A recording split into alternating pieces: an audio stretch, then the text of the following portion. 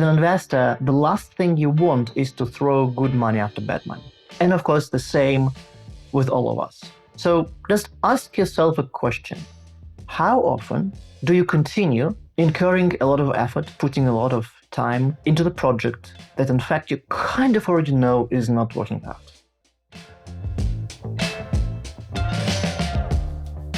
Hi, Ilya. Welcome to the show.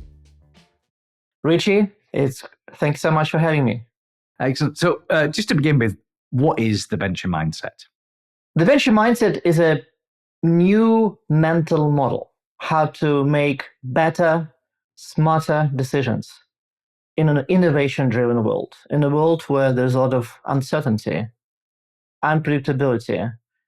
I call it unknown unknowns, disruption, and so on, where the traditional way of making decisions both quantitatively and qualitatively does not work very well. So that is the idea behind the venture mindset. Okay, so you talked about unknown unknowns, and it seems like there's a traditional way of doing business that's worked very well for a long time. Has something changed in the world that means that it's no longer relevant and you need this new venture mindset? A lot of things have changed in the world. I'm not saying that the traditional way of making decisions is not completely irrelevant. It's still relevant, but not all the time. So when I say unknown unknowns is that in the past, when we think about businesses, when we think about data analysts, for example, then we can predict the future much better. Because we knew, for example, that if we think about companies, the business models would be the same. If we think about various data trends would kind of be on the continuous path. And nowadays, there is so much disruption. In academics, we talked about chaos theory. So there's so much new chaos that is very difficult to predict. And it's not just generically, but with specific individual decisions. I'm teaching at Stanford. I have hundreds of students who are taking my class who become either investors or the founders of venture-backed companies, and I'm helping a lot of them. And I stay in touch with them after graduation. And just yesterday, I talked to 4 of my former students, and I'm helping them to raise money. So 3 out of 4 are now raising funding for generative AI startups. Okay, well, I guess not a big surprise, Rich, either for you or for our audience. But the whole point about this is that if you think about this, it's a lot of unknown unknowns. So unlike many of my students in the past, what is the business model of those generative AI startups? Very often they don't know. What is going to be the technology? Very often we don't know. How large is the market? It's very difficult to predict, and so on and so forth. And so that is the idea behind the venture mindset. And by the way, the reason I call it the venture is because really, for the past 50 years, venture capitalists were making bets on startups, and they were facing all these unknown unknowns all the time. It's just that now we are far away from Silicon Valley, far away from venture capital, is facing the same, I would say, hostile environment where we make decisions. Okay, so I think this is going to be quite terrifying for a lot of people in the audience who are data analysts or data scientists, saying that actually your ability to predict things is decreasing because there is more chaos in the world and more unexpected things going on. So I agree with this, Richie, but you know what? You should not get pessimistic. So that's the whole idea about the venture mindset, is that it's a different mental model so that you still can make decisions. You still can make, I think, very high quality decisions, even though it's much more difficult to predict. And let me tell you right away, I think what is really important for data guys is that if you think about what is really most important for venture capitalists, okay, and identified in my research at Stanford over the last 20 years, what I call 9 principles of the venture mindset. But like if you have to rank them, like by far the most important one is the following. And I'm going to use a sports analogy. Home runs matter. Strikeouts don't. So if you are in something that you don't expect a lot of changes, you actually do not want strikeouts. You want every single line of code work perfectly, ideally. You would like every single data point tell you something, and so on. Every single mini project to succeed. The venture mindset thinks completely differently. Home runs matter, which means that it's okay to fail. It's okay if a lot of mini projects do not work. As long as you experiment, try them quickly, scale fast, and then abandon them if they do not work. But some projects, some of the analysis is going to be truly impactful. And the whole idea is to use the venture mindset to identify and scale and put all your effort on those projects that will become a home run. So that is the whole idea. Okay, so you're just allowing for some failures to be built into your business model. Then you think that some things are going to go wrong, but you just got to concentrate on getting those wins as well. I think built-in is a very good word, Richie, because failures in the venture mindset that don't happen just because they have to happen.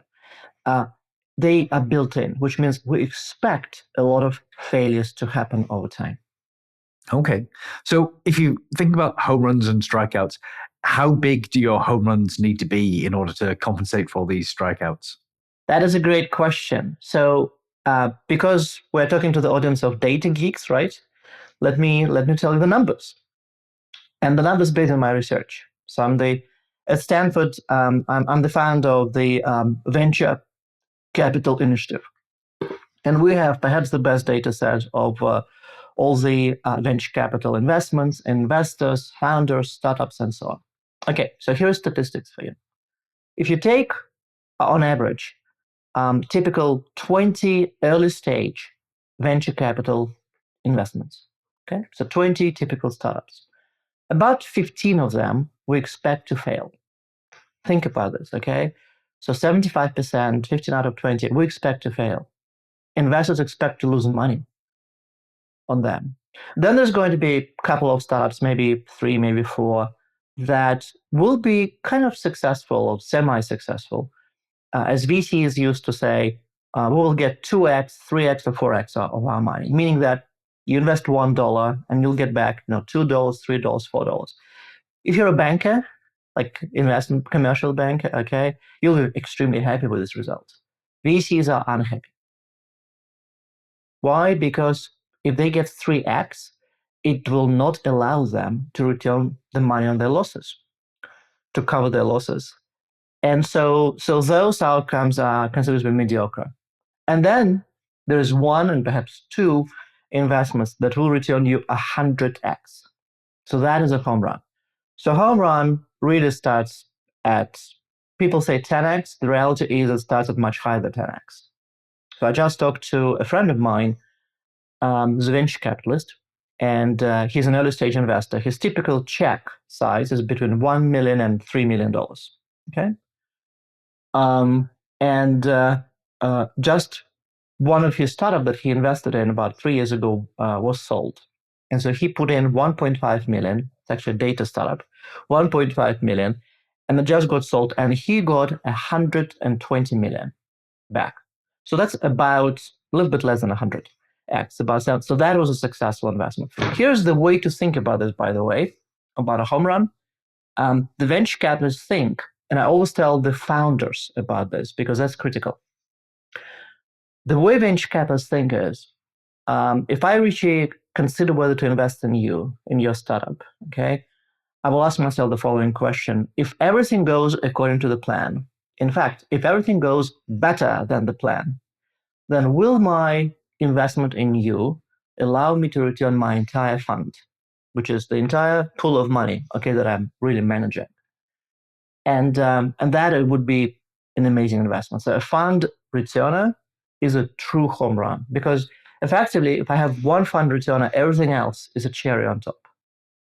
So that's how they think about the home runs. And I really think in the today's unpredictable, disruptive scenario, when you think about your data projects, like when you prioritize what you do, I think you should really use the same home run approach. Okay, so that sort of investing 1.5 million, getting 120 million back, that seems like a dream scenario. And I'm sure like everyone would love that sort of 80 times, 100 times sort of win. But there are also sort of methodologies for thinking about decisions. So things like the Toyota Way, Six Sigma, which are all about incremental improvements to what you have already. So when might you want incremental improvements, and when might you want to go for this venture mindset situation where it's like you just want a few big wins? Thank you, Richie. First of all, I think that is a great comparison. There is a Toyota Way movement. There is a Six Sigma movement. And I hope that we're going to launch with your help, the venture mindset movement. Okay. Now, those are not really contradictory. They're very different, but they're not contradictory approaches, because I believe the Six Sigma, the Toyota Way approaches are very useful. And they're very useful when you don't expect big changes, when your improvements are incremental. Okay. Let me give you an example. So every single year, okay, Gillette releases a new razor blade. Now that is an innovation, okay, and they of course then try to push so that we, Richie, you and I, use all those new fantastic blades. Okay, I'm not doing very well on that. Well, maybe they lost you as a customer, something like that. Okay, but they have not yet lost me. But first, it's an innovation, and I think that likely using Toyota Way approach there makes sense. By the way, it is an innovation. Do you know that Procter & Gamble is the parent of Gillette? Do you know that Procter & Gamble employs more PhDs than Stanford, MIT, and Caltech combined? So it's a big R&D heavy organization. Okay, now that is an incremental approach, but let's consider a situation where suddenly a competitor appears that offers a completely different business model. Okay, so for example, you actually don't need Gillette blades, but you order a blade, and every single week blade comes to you, and it's like a subscription model. So that's very different. Okay. And in fact, venture capital is backed a startup like this, and that is a completely different setup, and that will require the venture mindset. So the moment there is a disruption in the way how technology works, in the way how business model works, or the disruption how really you do business, by the way, professionally or personally, then Toyota Way is not only helpful, it's hampering you, because it doesn't allow you to go outside your cage that you built for yourself. And this is exactly where the venture mindset should be used. Okay, so if you want to make incremental improvements, it needs to be something like a continuous business case where you've got this discontinuities. That's where you need the venture mindset. All right, so principle one, that was the home runs matter, strikeouts don't. What's the second principle? So another principle that I really think is important, and in particular maybe Richie for our audience today, is the one that I call get outside the four walls. What I mean by that is that, again, I'm doing this research on venture capitalists, okay? I met thousands of them. And one thing I noticed about them is that you cannot find them in their office. Now, they typically are on their office once a week, okay, to meet with their partners, their colleagues. The rest of the time, they're traveling, or you can find them in a coffee shop, talking to some other people, trying to find out the new stuff. Again, the moment you are incremental in the incremental life, you don't mean the serendipity. You don't mean to meet people that will tell you something unusual. But once you are in the disruption, in this unpredictable stage, you really do not know what's going to be important tomorrow. So you would like to open up to new ideas and new people. And it's interesting because so I've done research, and I showed that venture capitalists have dramatically bigger LinkedIn networks than the LinkedIn networks of corporate innovators. Think about chief innovation officer, for example, okay? Chief R&D officer, and so on. But more importantly, I think their LinkedIn network are much more diverse, different industries, different backgrounds, different education, different geographies. While if you're, let's say, a corporate innovator, you tend to, well, like 20% of all the LinkedIn connections are going to be from your present company, 15% are going to be from your previous employer, and then the rest will be from your high school and your college. Okay? And that is not a great idea whenever you would like to achieve something unusual. So get out of outside the four walls, meaning that try to get outside the cage, try to open yourself up. And I think especially when we think about new data opportunities, new unusual patterns, new connections, that is particularly important principle. Let me give you my personal example. First, one thing is being a professor who is studying stuff. Another one is being somebody who says, you know what, that actually has an impact on me personally. So I've been studying venture capital for 20 years. Okay. And I've discovered this kind of principles and I tested them, etc. And then I realized that for many of the principles, I'm actually going to use them in my life. So here's my own example that I'm pretty sure data geeks will appreciate. So I've been at Stanford for 20 years and I've been traveling a lot, for academic conferences, to speak, whatever. So what do I do when I travel? Well, I come to the airport, okay, and I have my earbuds on because I'm listening to something, okay, because I kind of don't like noise very much. And then when I wait for the plane, what do? Well, I open my academic article or maybe my laptop and work on my data very intently. What do I do in the plane? Well, the same. When I don't drink, I open my laptop or I read something. Okay. Now that is not getting outside your four walls, because in fact, amazingly enough, when you travel, that is a good opportunity to meet somebody whom you don't know, who is definitely outside your network. You never know what's going to happen. So after I decided to apply this principle to myself, every time I travel, and nowadays I travel even more, I have a goal. Every single plane ride I take, I must speak to at least 5 people whom I don't know. It could be a person sitting next to me in the plane. It could be a person standing in front or behind me in the passport queue, etc. And you know what? It's like home runs matter, strikeouts don't. It is true that a lot of conversations, hello, where are you from, what do you do, etc., there's no connection. And suddenly, wow, let me tell you a story. I was just returning from New York recently, from Newark airport, and my flight was delayed, big surprise. So I was waiting there and waiting, and I started talking to the guy. Again, I would have never ever talked to him had I not had this venture mindset principle in me. Okay, and by the way, you have to force yourself sometimes because like there's a person standing next to you. He does not know you. I don't know you. He's actually kind of reading something, but there's always a way to start a conversation. It turned out that he's a journalist. He was coming from Dubai, from the Dubai World Cup horse racing, because he was covering horse races for the major US publication. And we started conversation. Then I told him, do you know that I study venture capitalist, and venture capital is all about what is important, jockey, meaning the founder of the team, and the horse, meaning everything else, product, market, business model, etc.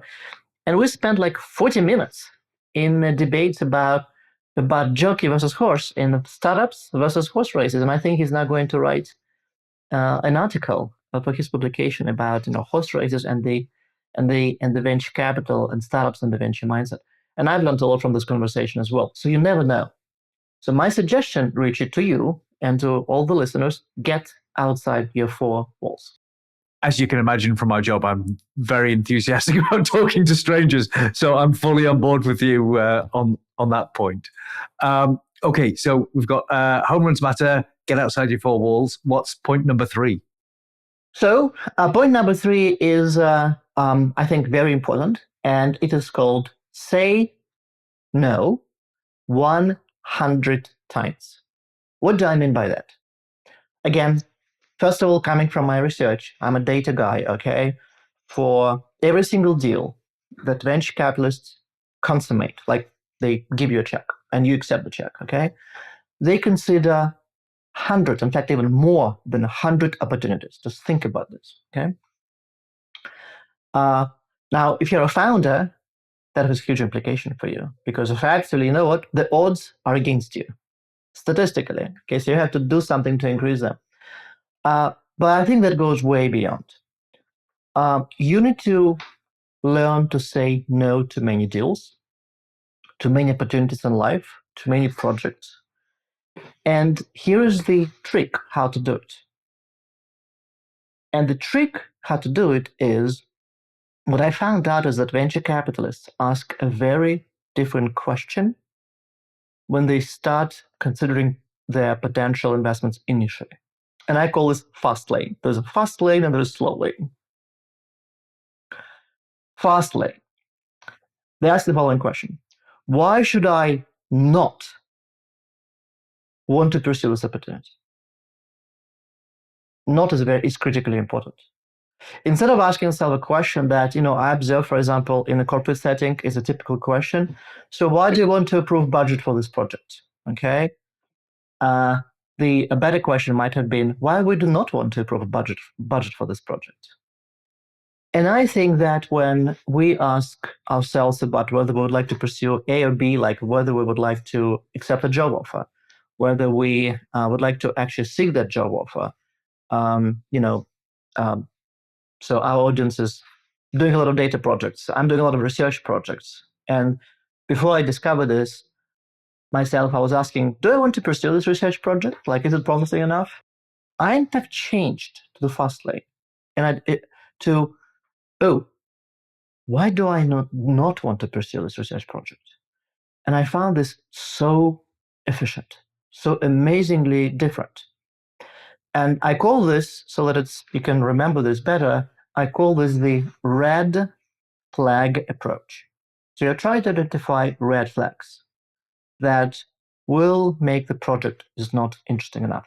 Note, by the way, that the venture mindset, the venture capitalists, they don't make a final decision at this point. So the idea is to put a filter on. If the project, the startup, the idea doesn't meet the red flags, okay, then they will not consider it. And then they will put all the effort, all their time, a lot of time, on doing much more detailed due diligence on the project that passed the first filter. Then they switch to slow lane and will ask a question, well, okay, why are we anxious to pursue this? And so the challenge is, I think, that in the traditional mindset, we're too often asking ourselves effectively an inefficient question for every single project: why do we want to do it?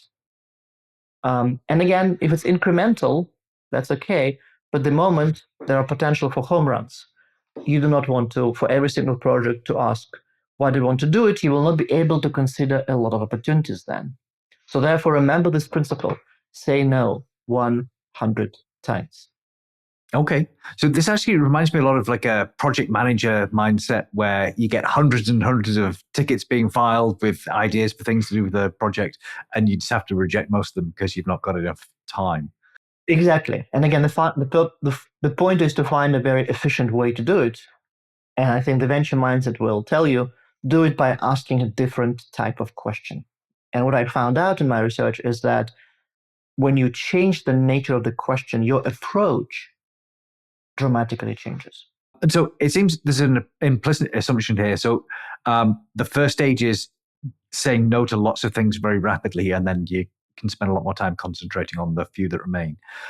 The assumption is that you've got lots of different things to choose from. Like how many sort of different projects you have to choose between in order for this to start making sense as an approach? Well, that of course depends. For early stage venture capitalists, it's at least 100. Okay. In fact, it's interesting that for software VC, so those who invest in IT projects, it's in fact more. It's like 130, 140 on average per each deal done. If you're in healthcare, VC, it's a little bit, it's fewer. It's still a lot, but less. And I think the reason behind this is that typically software startups are much more uncertain, much more unpredictable than healthcare ones. So in healthcare ones, let's say very often, we know the market. The market is there. There's technology and pharma risk that, let's say, the drug will not work or the medical device will not work. But if it works, we know the market is there. For IT projects, for a lot of data projects, we don't know what the market is there. And so therefore, you actually consider even more opportunities. Okay, so we're looking at least 100 different opportunities, and that's the point where you really do need to filter on reducing that number.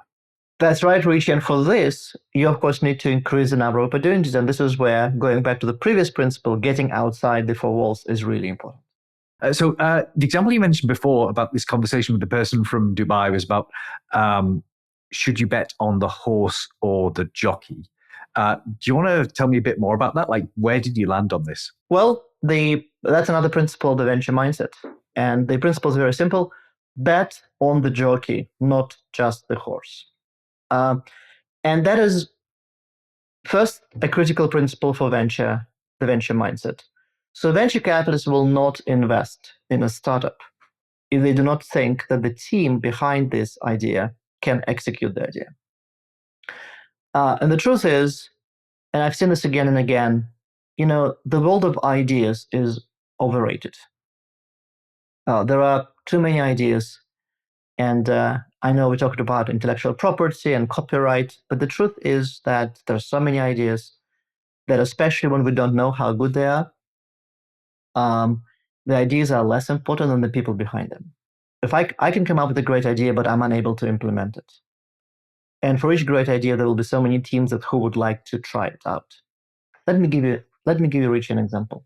So I hope that not everybody in our audience is so young that nobody remembers the day when the first iPhone was released back in 2007. Okay, but if I take you for a second back to that period, at the time there was no possibility to share files.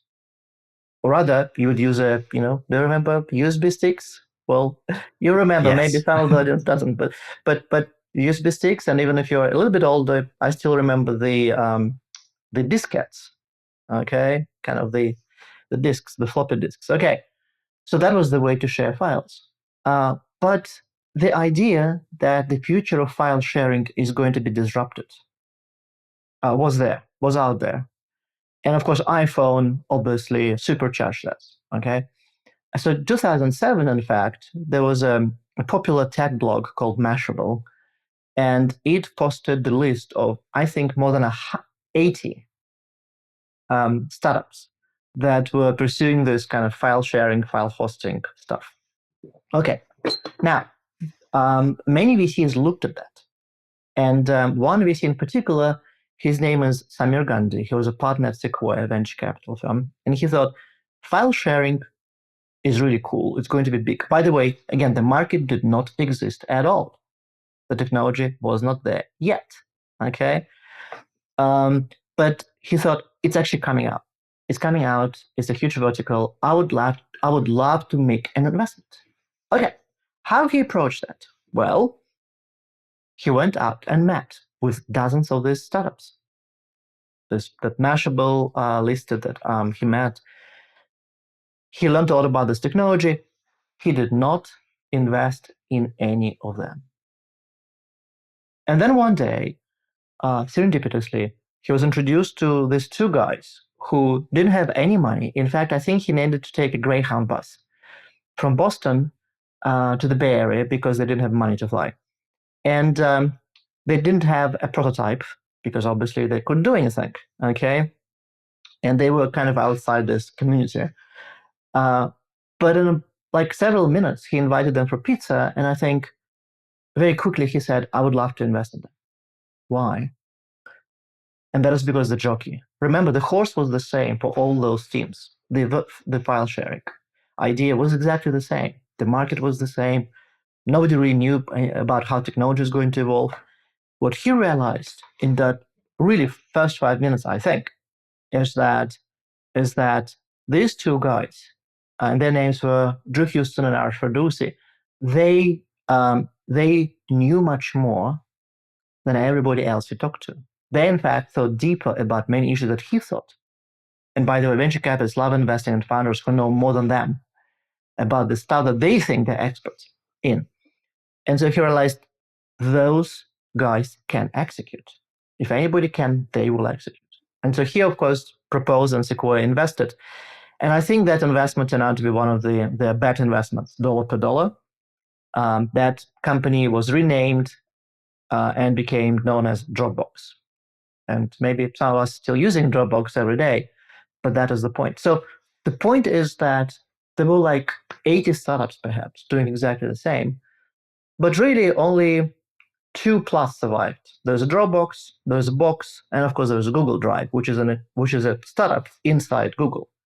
And I'm not really sure whether you can name any other successful file sharing companies.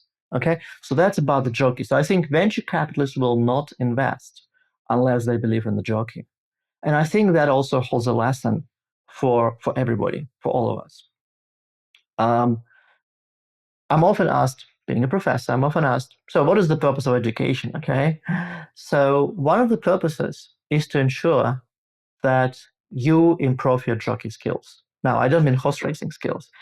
I mean that when you talk, like when I talk to you, okay, and I think of myself as an expert in your field, I'm still impressed by what you do. And so I think that is a skill, but I don't think there's too much luck involved. So my suggestion is to think about your jockey skills as a result of that. So that is fascinating because Dropbox was incredibly successful in the face of, like you said, about 80 other different startups trying to compete for this space.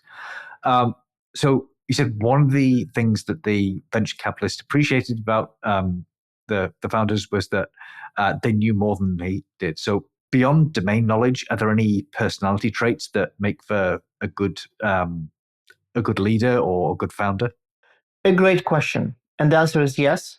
And you can see it both quantitatively and qualitatively. Okay, and there's no one single personality trait, but there are many.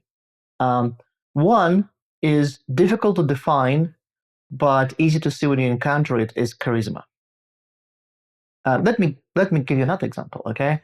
And again, I've been very lucky at Stanford. I met so many students of mine who have this charisma. And again, all of them are different. And so if you ask me, can I define charisma?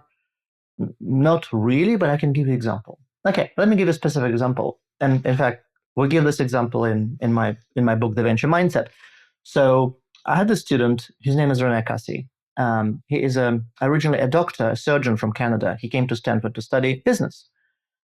And the idea was because he really wanted to he didn't have really an idea. He wanted to find an idea that would merge, business, data, technology, and medicine, because he really cared about healthcare. Okay, and he came up with the idea. The exact idea kind of is irrelevant here. Actually, the idea is amazing. It's a platform to match the patients who have rare diseases. Okay, those that maybe a few hundred patients have in the country, with the hospitals and the providers. So that's actually not the point. The point is that, I have like hundreds of students come to my office and talk to me about their aspirations, and a lot of them are amazing. But when some of them come, and I'm a professor, I'm sitting in my comfortable chair, okay, and I'm tenured, I don't need to go anywhere. And I talk to some of them, and my heart starts beating faster, because I say, gosh, I actually would love to join this guy. Okay. And so that's what happened with René. He came and talked to me, and the way he talks and the way he looks at you, etc. That's what I call charisma. And he convinced, when he didn't have money, when he didn't have prototype, when he didn't have any success of any kind, he succeeded in getting some students join him full time. He succeeded some top person who worked at a kind of well-known large company drop everything and join him. And so when, as a founder, you succeed in making people follow you, when you don't have success, when you don't have millions of dollars to show, I think that is very, very, very impressive. Okay, that's one. So charisma is one. Two is passion. And that is because the reality of the venture mindset is that the real home runs are likely to be long-term endeavors. Venture capitalists joke, so they laugh every single time I tell them that one of my kind of research insights, which I would say maybe one of the least important but the most cool research insights, is that if you look at the average period of time that startup spends before it kind of becomes public, if it's a successful startup, and it's now 8, 9, 10, 11, 12 years, depending on exactly how you count, is actually longer along some metrics than the median marriage in the United States. Okay, so you have to be very patient. And for this, you need to be passionate. And for example, if the founder tells the venture capitalist, I'm here for a quick buck. I have this great idea. I'm great. I'll be, in a couple of years, I'll sell it like for $100 million. Venture capitalist immediately, it will be immediate red flag, immediate turn off, the end of the conversation. And the final feature, which I think is really important, is resilience. And resilience means, in my experience, every single startup, even the ones that became amazingly successful, amazing home runs, they're like on the verge of going bust so many times. And it's tough. And you have to make, as the founder, as a team member, you have to make a lot of tough decisions. And I think resilience is something that venture capitalists are very, very curious about when they evaluate founders and also build to work in a team. So I'm getting calls all the time from venture capitalists who are doing reference calls on my former students who would like to raise money from them, okay? And you know what? I had maybe 500 calls this year. And you know what? Not a single time they asked me about the grade. Like, nobody cares about the grade in my class, okay? They asked me about, so how do you remember this person? Did that person stand out? They asked me about, was that person a captain of the team? Because we have a lot of case study teams. How did that person interact with other group members? How was the resilience if there was some disagreements among the groups, and so on? So those sort of type of questions that I think the venture mindset really, really cares about. Okay, so we've got charisma, patience, and resilience. These all seem like good qualities in people to have, regardless whether you want to be a founder or not. So yeah, certainly useful thing to know. So you mentioned just then, like, what happens when you have disagreements, and it feels like you're getting a lot of cases where it's like, well, I want to do this one project, someone else says I want to do something else. Do you have any advice on how to resolve these sorts of disputes? Yeah, that's really fascinating because it's amazing because I often work with the leaders of large organizations, like large global companies, and I go with them through every single principle of the venture mindset, and they're surprised by a lot. They're taken aback by a lot, but I think this stuff about disagreements is the one that they're really kind of shocked. Okay, and that's why also the reason why we, in fact, in this the venture mindset book that I mentioned, we call a chapter "Agree to Disagree," and this is the chapter where, like I just met the CEO of a large organization, and he said, "Oh wow," and also it's a wow because, in fact, you can make changes right away. Like some stuff, it's very difficult. It's very difficult to make myself charismatic if I'm not. But some stuff you can actually implement right away, right there. Okay, so what does agree to disagree mean, and why you should use it in the venture mindset situations, not in the traditional mindset situations? So typical decision making in groups work like this. Like, think about meetings you had when you actually had to make a decision. So there could be a lot of debates, but at the end of the day, people try to come to consensus. And many organizations, in fact, either require consensus, okay, or they require unanimity. So everybody says, yes, let's go forward. And that could be done for culture, for politics. The truth is, it's human psychology. And there's a lot of research, including mine, shows that if we don't design the system, then trying to reach consensus is something that is innate to us, okay, to human beings. Amazingly enough, and I don't have time to go into the detail, but one of the most amazing examples is not from my research, because I'm doing research on humans. I'm not doing research on monkeys, but one of the most amazing stuff about monkeys and consensus is from Professor Erica Deval, who's professor at the University of Lausanne, and she's been studying vervet monkeys and in Africa, and she showed that conformity, desire for consensus, monkey unanimity, kind of is really so widespread. So maybe not surprising that we're also human beings are also similar. And by the way, it makes sense. Again, if we live in the world of incremental innovation or incremental changes, it actually makes sense because we make a small step and we kind of would like to ensure, because there's not that much uncertainty, that we take everybody's view into the account and everybody's okay with that. But the moment you are trying to catch an outlier to secure a home run, the whole point is the future is unpredictable. And you know what? Most of the amazing ideas will seem stupid, at least to somebody. Let me give you an example that I give in the book, which I find fascinating. But let me preface it by saying, Richie, it's important.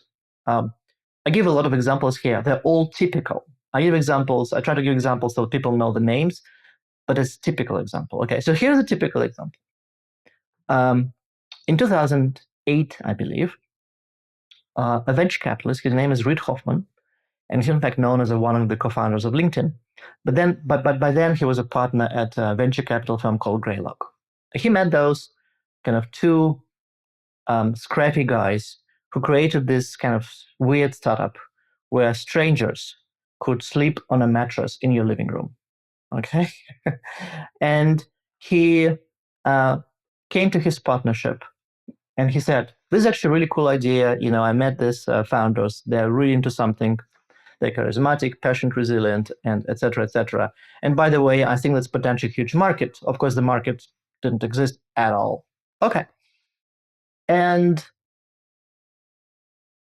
Greylock Partnership said, how a stupid idea. In fact, one of his partners said, you know, Reid, every single venture capitalist has a right to make deals that fail. And let this deal called Airbnb be your failure. Okay? But here is a very important point, Richie. And this is something that makes the venture mindset different from the traditional mindset. In the traditional mindset organization, that would have been the end of the conversation. So I have an idea, I bring it, Richie, you say, what stupid idea, Ilya, you brought to me today? And I try to convince you and you say no, and that would be the end of it. Especially if maybe somebody else says, yeah, I agree with Richie, that's stupid. And so therefore we would not make an investment. And yet, despite the fact that his partners disagreed, Reid Hoffman proceeded make an investment. And I'm sure that became one of the most successful of Greylock investments. Okay. And here is the point that's critical, and I really would love everybody to pause and listen to me carefully, because I think that is something that shocks people, is that disagreements and dissent is very important in the situations where there's uncertainty, unpredictability, and so on. You have to design it. It will not happen by itself. And what I found out by studying venture capital firms, by studying the venture mindset, that there are many ways to design it. And venture capital firms design it in a different way, but they are thoughtful, they are purposeful about that. Okay. So if you don't do anything, that will not happen. So let me give you some examples. In one example, the venture capital firm called Venrock, every single partner comes in and brings a deal, and then everybody debates. They write investment memos, due diligence, and so on. And then after the meeting, that partner who brought the deal leaves the room and has to make their own decision. They don't have an investment committee. They don't vote. Very unusual. Okay, it will not work in many organizations that pursue an incremental approach. That should not work. But the moment you trust an individual make an outlier decision, that's the way to proceed. Or another example, in another venture capital firm called Founders Fund. For a smaller deal, it's enough for a partner to convince just one another partner. So if Rich and I, if we're partners, it's enough for me to, it's my deal. I'm excited about this. It's enough for me to convince you, Richie. Even if everybody else kind of thinks like it's bizarre, we'll proceed. Okay. So there are many, I won't describe all of those methods. So that is at the decision-making stage. There's also something that is really important at the, what I call information exchange stage. So, you and I get together and we discuss. A couple of points for those of our audience who actually make decisions in groups or discuss stuff in groups. Let me give you two examples, two actions to implement. One I think is very intuitive for most people. One I find amazingly unintuitive. Okay, let's start with an intuitive one. In every single meeting, my recommendation is juniors should speak first. For example, in our recruiting meetings at Stanford, when we try to hire, best professors to come to us, we always have junior professors speak first. And there are great reasons for this. In fact, very often they know younger faculty members who are trying to join us better, and they know the most recent trends better. But more importantly, when a very, very senior professor speaks up, and you think that I disagree with that, it's much more difficult to go against it. So my suggestion is that, and again, be purposeful about this. Like, this is a rule. A rule is, if I'm junior to you, Richie, in terms of the number of years or whatever title, I always speak first. It's kind of intuitive. Well, at least I find it intuitive. One is counterintuitive, okay, and so make sure that everybody, the entire audience, must sit down at this point because that's what generates a lot of debates. Experts should speak last. Now, again, in the situation where there's an incremental change, I don't think experts should speak last. Like, if we know a lot of stuff, I'm the expert, I should speak, and then what is there to discuss? But if we're trying to catch outliers, the whole idea of an outlier is perhaps there are no experts. In fact, maybe experts are in their own golden cages, okay?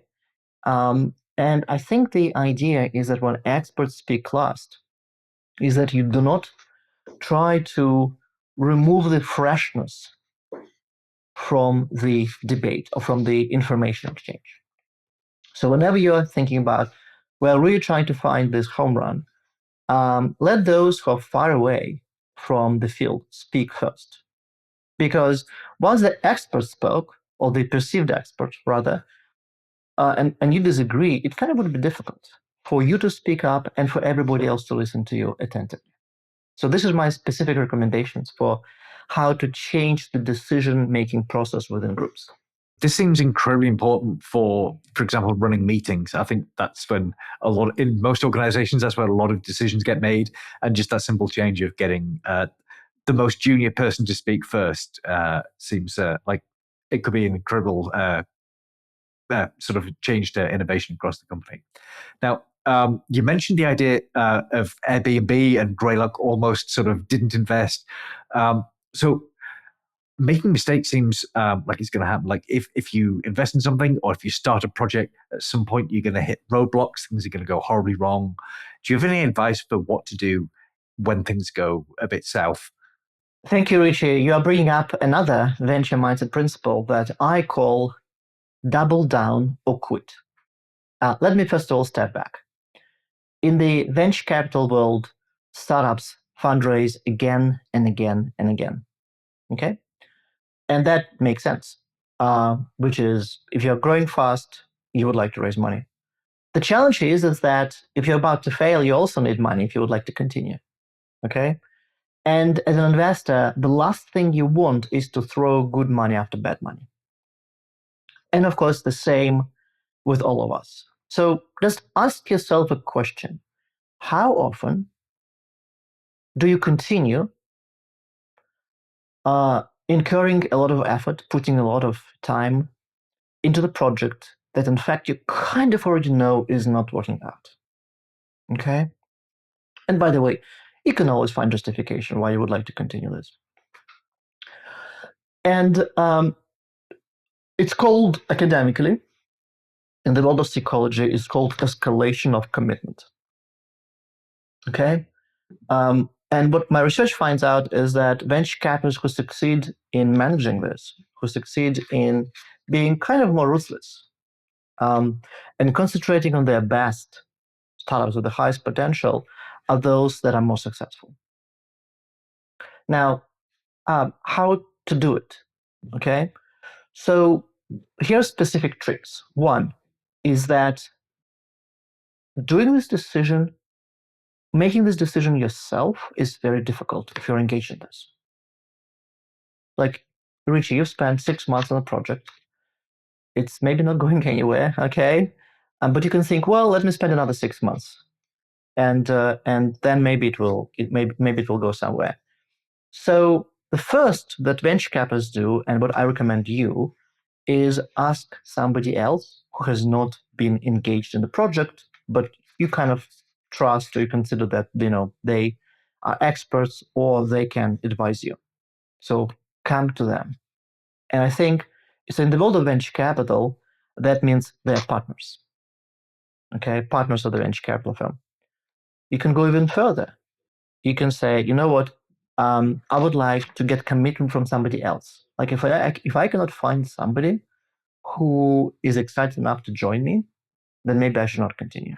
By the way, this happens very often to my students. They've been working on some startup, and then at some point I tell them, look, guys,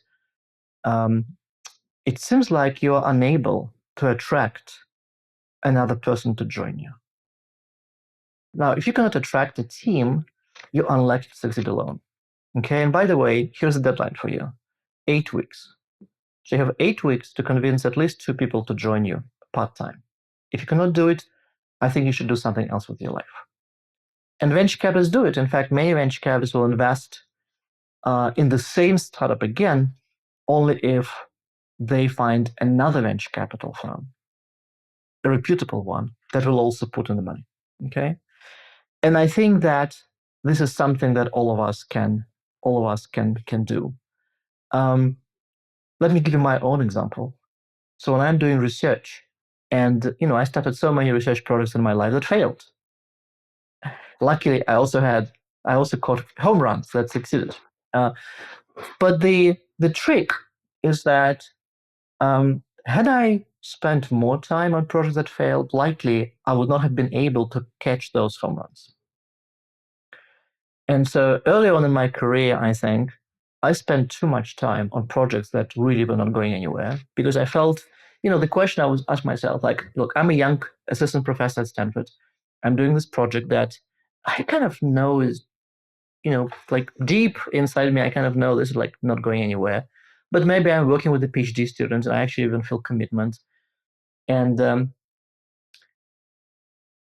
I feel, look, maybe I'm going to spend more time on this. Maybe something will come out of it.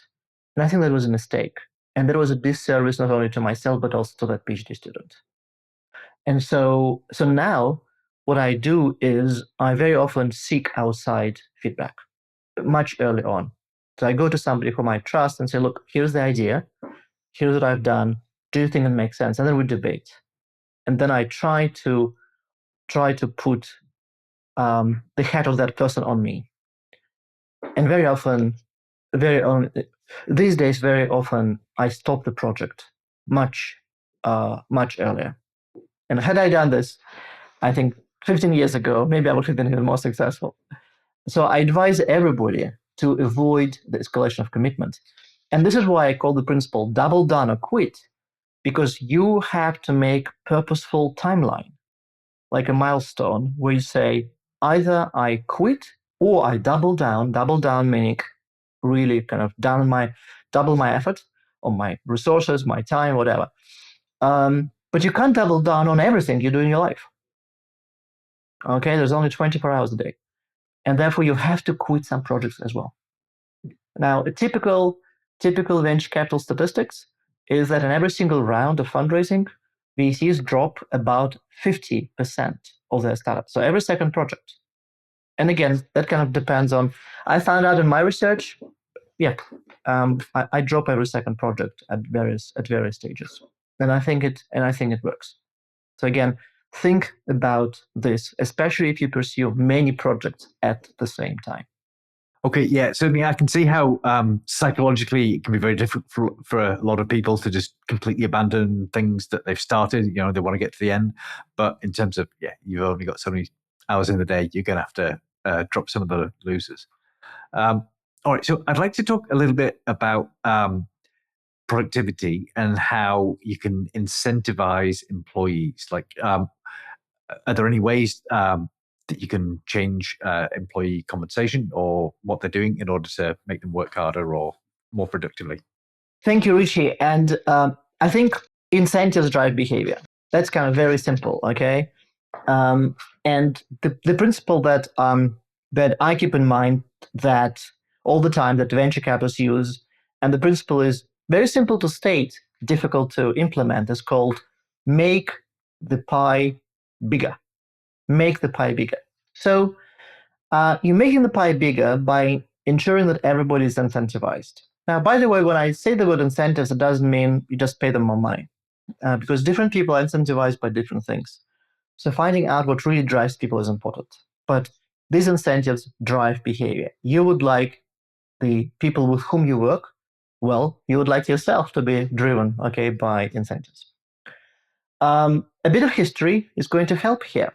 So if any of our audience works in maybe tech companies or in startups, etc., they might have shares. They might own shares of those startups. They might have options. They might have RSUs, restricted stock units, that are vesting over time, okay? And amazingly enough, it's a new development. Well, relatively new development. And it was kind of invented, or maybe rediscovered really, by venture capitalists back in the 1970s. Okay, so prior to that, that was something that nobody was doing.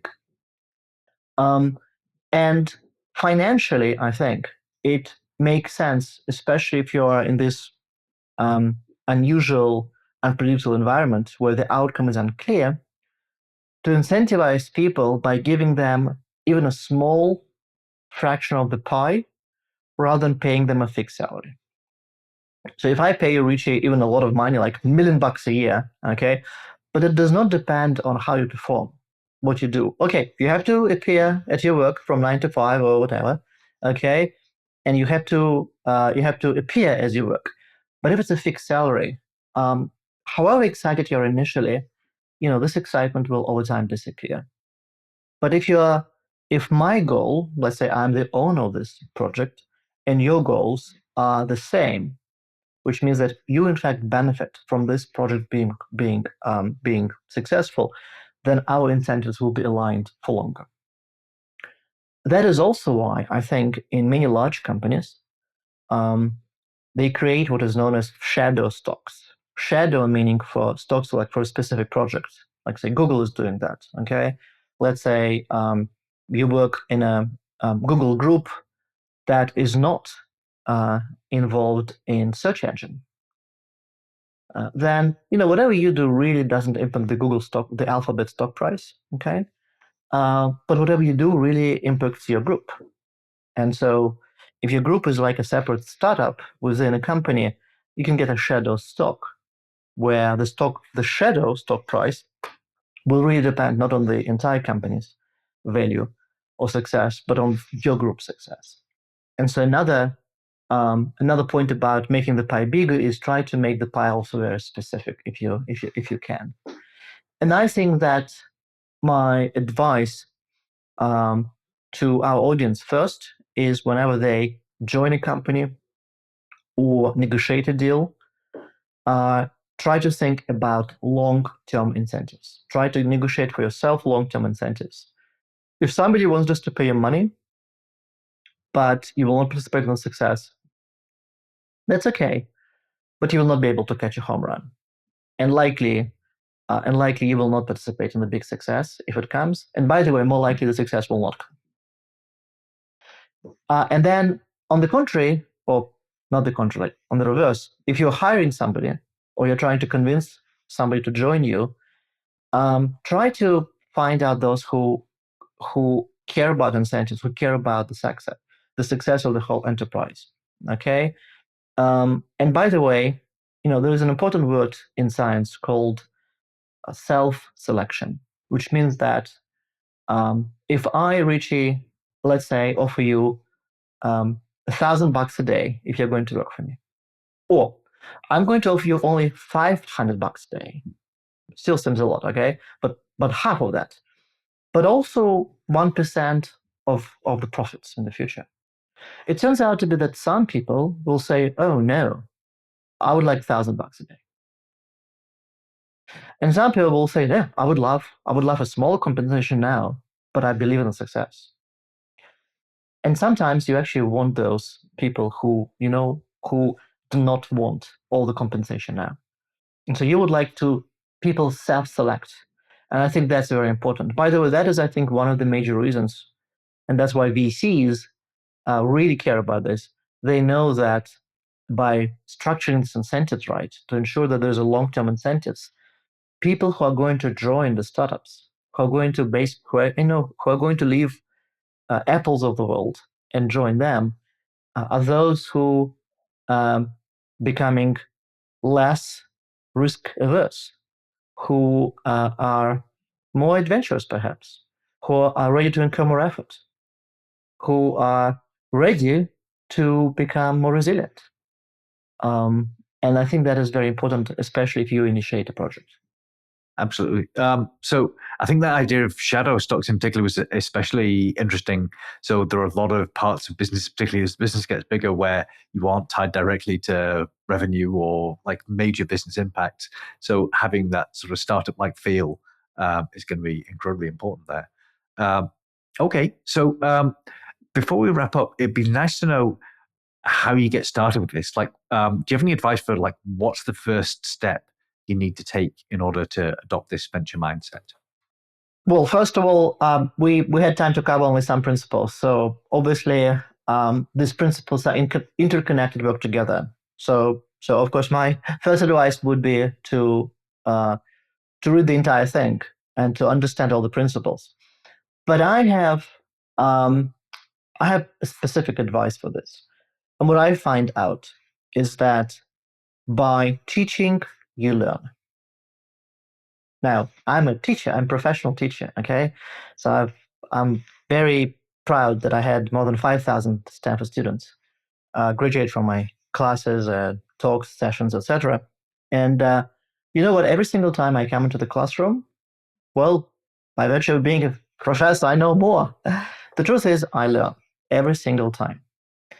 And so, what I suggest is for everybody in our audience, I encourage them to learn more about the venture mindset, but then to talk about all these principles and provide all these examples and encourage debate and dissent and disagreements with their friends, their colleagues, their families during dinner time, during lunchtime.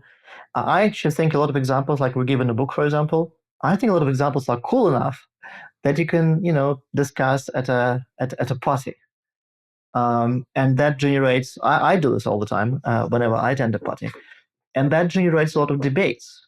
And I love debates when both statistical debates, so people cite data, facts, but also a lot of anecdotal debates where people say, well, let's think about this, let's think about that. So here's my encouragement to you is just do not learn yourself. Okay. And finally, Richie, I mentioned some examples where I myself changed my behavior. So I truly believe in any mindset working only if you try to change your behavior. Don't be too ambitious right away, which is, oh, this is great, I'm going to change everything. Do it step by step. And try to evaluate yourself, okay? And, it's interesting that every single principle that I talked about, and more principles we didn't have time to talk about, every single one of them I changed. As a result of those, I changed my own behavior as a result. So I believe in specific actions that people take, and those actions could be different. It depends on, are you a data geek working all the time alone? Are you working in a group? Are you the leader of the group? Are you the boss of a large organization? So those actions are going to be different, and you will find something that, in fact, you would like to implement yourself. And then when you do it, talk about that. Talk about that to everybody. If you're present on social media, say, here's what I've done, and whether it worked or it didn't work, and why. That's brilliant. I love the idea of just communicating more, talking about what you're doing and sharing these ideas. Maybe a bit hesitant on the idea of talking about this at parties. You got to be very careful about the kind of party you start discussing this sort of thing at. But that's brilliant advice. So, all right, thank you so much for your time, Ilya. Like so many great tips there, I think. Rishi, it's great having you. And I hope that everybody in our audience became just a little bit more venture-minded as a result of our conversation today. Absolutely. Super. Thank you.